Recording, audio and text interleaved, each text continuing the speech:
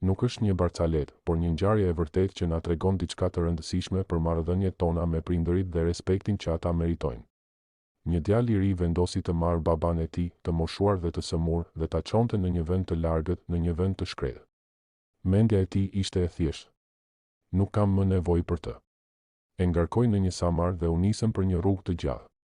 Pas disa orësh udhëtimi, babai, i lodhur dhe i dobët, i tha djalit: "Biro, nëse mundesh, çoma edhe pak më larg. Këtu, në këtë vend të shkretë, e kam lënë unë babain tim dikur." Fjalët e babait goditën djalin si një grusht. Ai ndali dhe kuptoi se kishte bërë të njëjtin gabim që dikur kishte bërë edhe babai i tij, duke e lënë në një vend të largët, pa asnjë kujdes. Atëherë, me lot në sy dhe zemër të rënduar, ai e ktheu baban në shtëpi dhe vendosi të kujdeset për të, siç ai meritoi. Kjo është një ngjarje që na kujton se si trajtojmë prindërit tanë, ashtu mund të na trajtojnë edhe fëmijët tanë. Duhen dashuri dhe kujdes përpara se të jetë vonë.